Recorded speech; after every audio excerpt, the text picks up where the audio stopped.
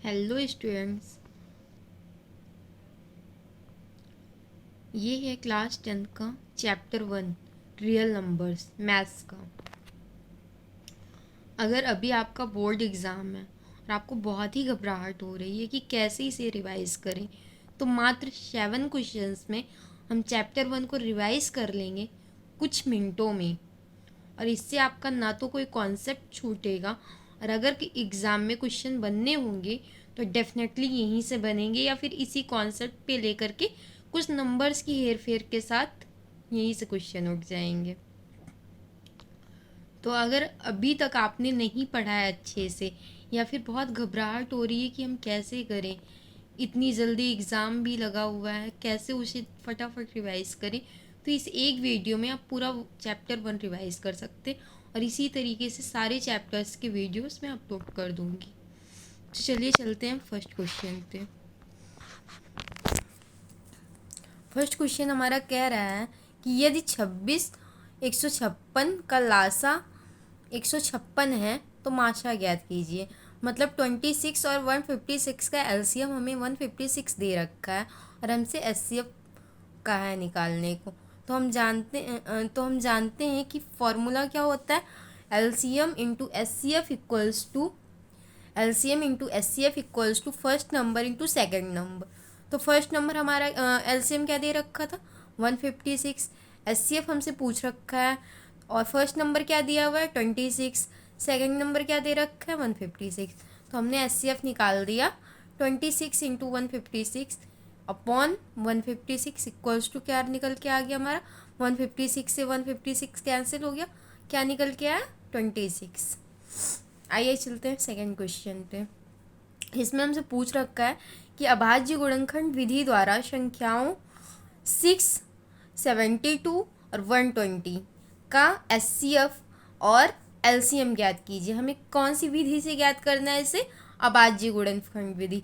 इसके लिए हम क्या करेंगे, पहले तीनों ही नंबर का हम एलसीएम निकाल लेंगे। 6 का एलसीएम निकाला हमने तो क्या आ गया 2 इंटू 3। फिर उसके बाद हमने 72 का एलसीएम निकाला, क्या आया हमारा 2 इंटू 3 उसके बाद हमने किसका निकाला एलसीएम 120 का, हमारा क्या आ गया ये इतना आ गया। ठीक है, तो हम एचसीएफ के लिए बच्चों क्या करते हैं, एचसीएफ के लिए हम उन्हीं नंबर्स को चूज़ करते हैं जो सारे गुणनखंडों में अवेलेबल हो, जो सारे ही गुणनखंडों में हमें मिल जाए जो नंबर, वही हम एचसीएफ के लिए लेंगे। तो हमें सारे गुणनखंडों में कौन कौन से नंबर्स दिख रहे हैं, देखो 2 इसमें भी है, एक इसमें भी है, इसमें भी है, तो हमने ले लिया एक 2। इसमें 3 है, इसमें भी 3 है, इसमें भी 3 है। उसके अलावा और कोई नंबर नहीं है जो कि तीनों में उपस्थित हो। तो हम अब हमारा एचसीएफ क्या हो गया 2 इंटू 3 इक्वल्स टू 6। अब आइए हम एलसीएम देखते हैं।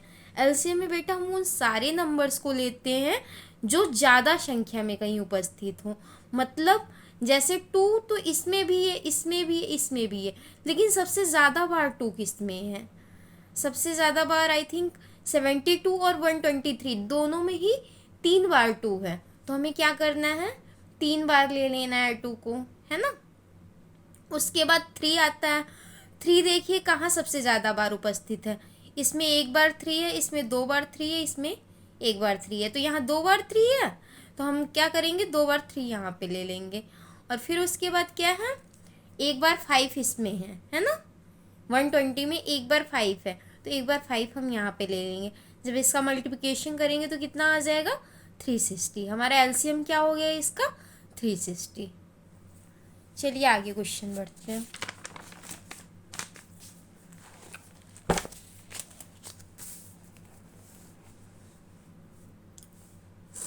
तीसरा क्वेश्चन हमसे क्या कह रहा है, इक्विड एल्गोरिथम का उपयोग करके 426 तथा 576 का मासा ज्ञात कीजिए। मतलब हमें एचसीएफ ज्ञात करना है।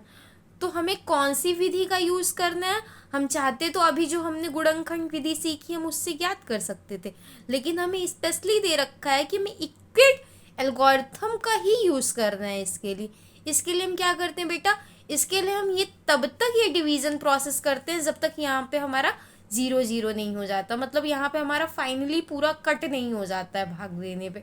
तो हम क्या करते हैं, पहले जो छोटा वाला नंबर होता है उससे भाग देते हैं बड़े वाले नंबर्स में।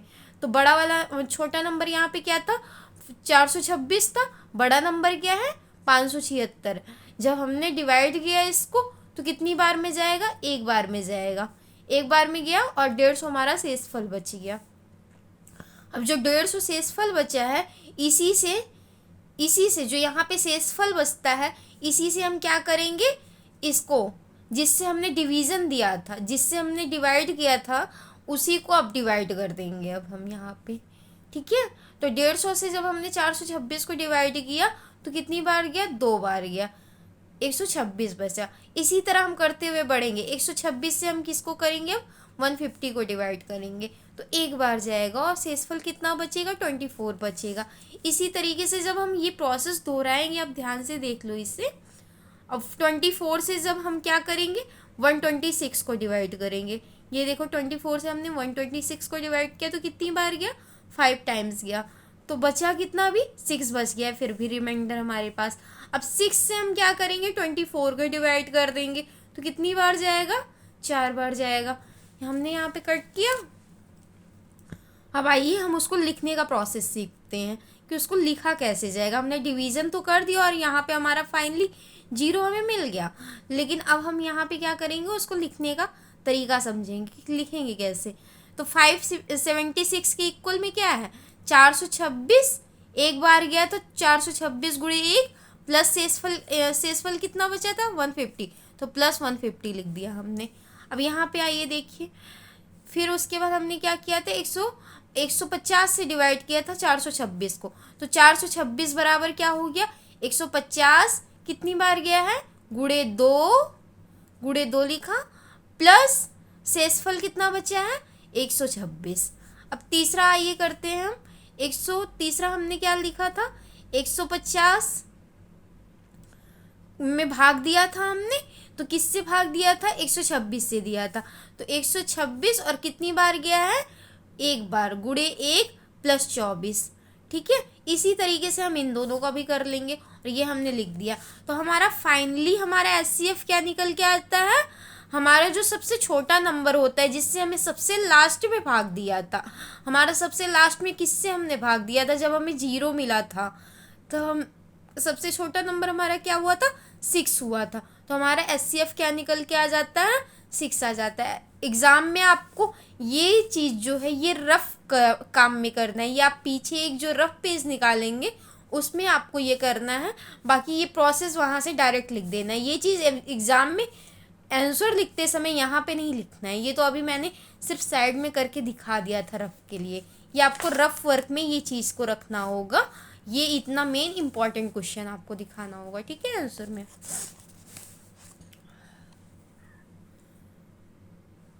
4th क्वेश्चन क्या है बेटा, 2 टैंकर क्रमशः 620 लीटर और 840 लीटर डीजल रखते हैं, उस पात्र की अधिकतम धारिता ज्ञात कीजिए जो दोनों टैंकरों के डीजल को ठीक बाटों की संख्या में माप सके।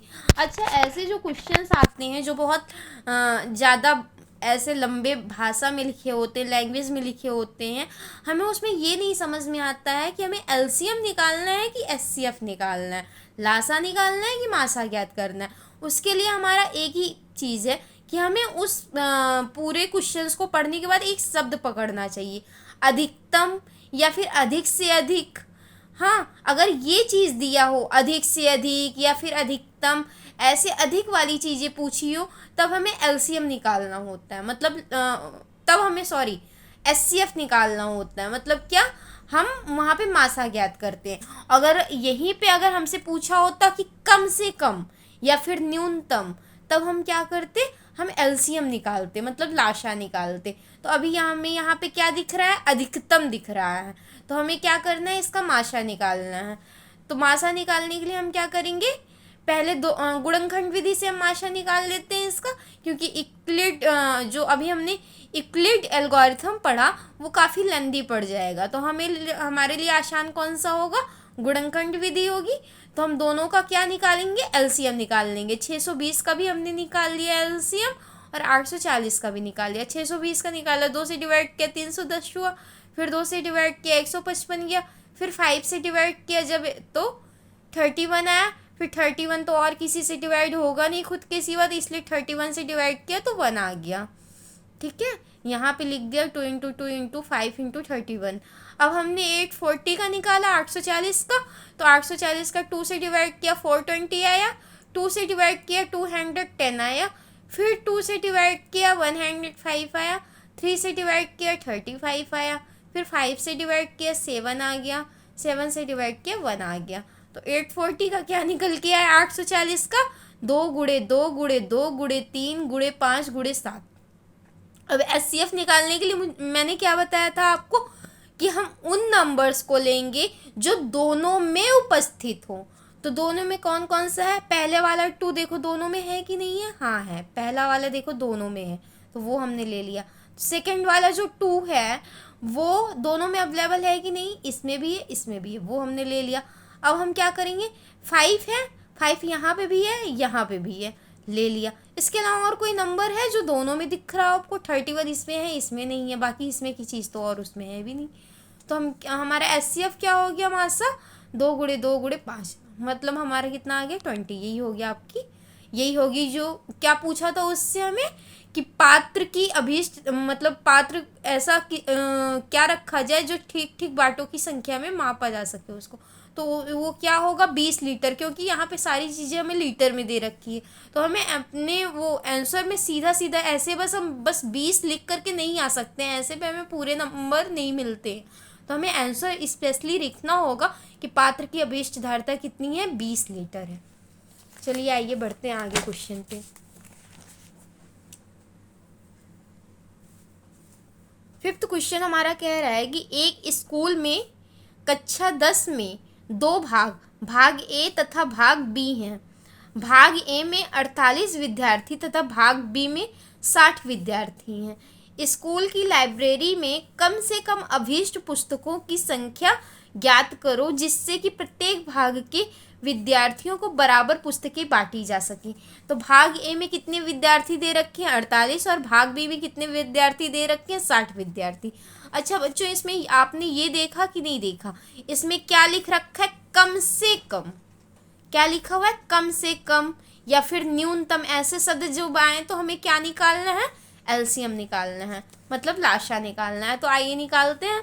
48 और 60 का हम क्या करेंगे, लाशा निकाल लेंगे। 48 का जब निकालेंगे 2 से भाग दिया 24, फिर 2 से भाग दिया 12, फिर 2 से भाग दिया 6, फिर 2 से भाग दिया 3, फिर 3 से भाग दिया 1।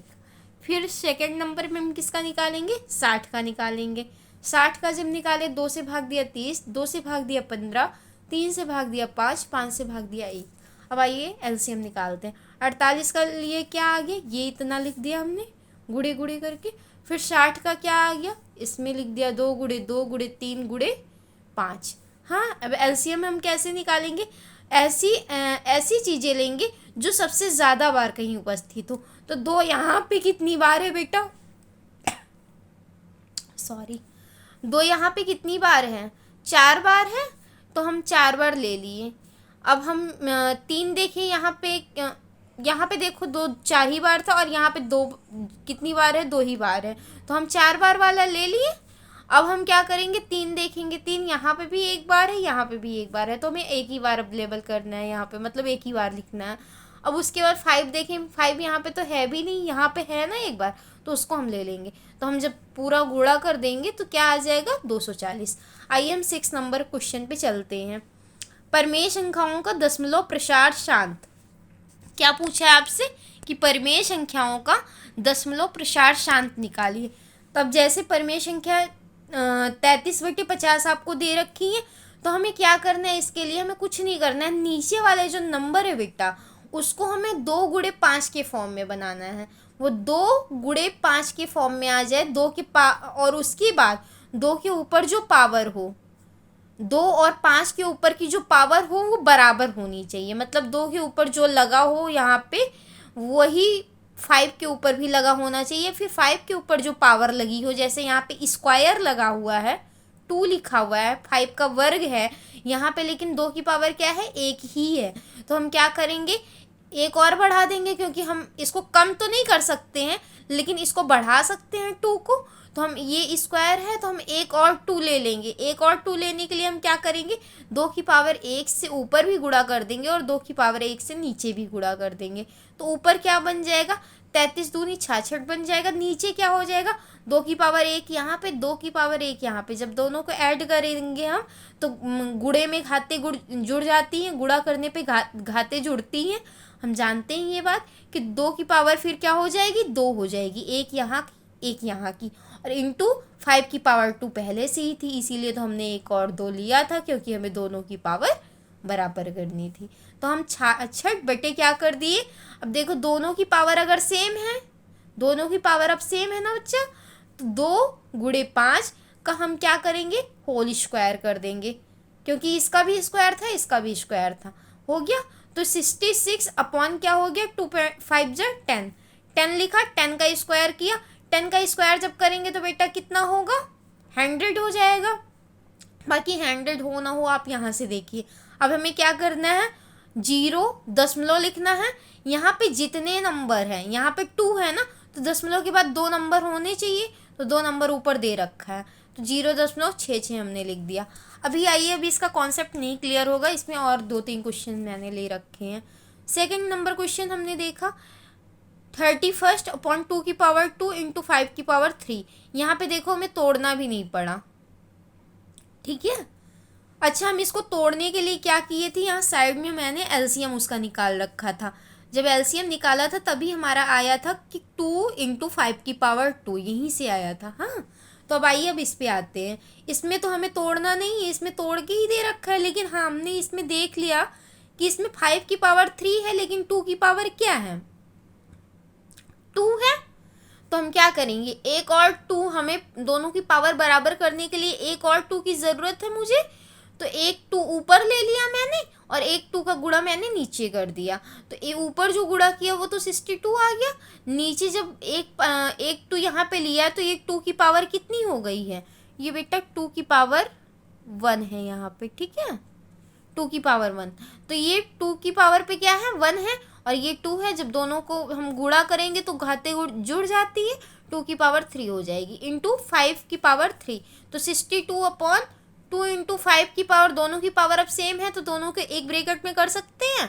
तो 2 इंटू 5 की पावर क्या हो जाएगी, 3 हो जाएगी। तो 62 अपॉन 5 2 जा 10, 10 की पावर क्या हो गई, 3 हो गई, है ना। तो अब हमें क्या करना है, दशमलव के बाद हमें 3 नंबर तक आगे लेके जाना है, लेकिन हमारे पास यहाँ पे क्या है, 2 ही नंबर है। तो हम क्या करेंगे, 0 दशमलव लिखें, दशमलव के बाद एक पहले 0 लगा लेंगे, क्योंकि हमें 3 नंबर तक लेके जाना है। तो 1 0 फिर 6 फिर 2, तो दशमलव के बाद 3 नंबर हो गए। 0 दशमलव, दशमलव के बाद हमें 3 नंबर चाहिए कि नहीं चाहिए, 3 ही थे यहाँ पे, तो 0 6 2। आइए तीसरे क्वेश्चन पे चलते हैं। तीसरा क्वेश्चन हमारा क्या है, 70 अपॉन 90। तो जब 90 का हमने एलसीएम निकाला तब हमारा क्या आएगा, 2 गुणे 3 का स्क्वायर गुणे 5, ठीक है। तो जो हमने आपको क्या कहा था कि जब आपको दशमलव प्रसार शांत निकालना है तो आपको नीचे सिर्फ 2 और 5 चाहिए। सिर्फ क्या चाहिए, 2 और 5 के ही गुणांक चाहिए, 3 हमें नहीं चाहिए, ना ही कोई और नंबर हमें चाहिए, ठीक है, क्योंकि हमारा 10 हमें यहाँ पे बनाना है। अब यहाँ पे जब 3 आ गया तो हम क्या कह सकते हैं कि यह अतः परमेय संख्या 17/90 अशांत आवर्ती दशमलव है, इसका प्रसार शांत नहीं निकल पाएगा। चलिए ठीक है, अब आगे बढ़ते हैं। आई थिंक आपको ये कॉन्सेप्ट क्लियर हो गया होगा।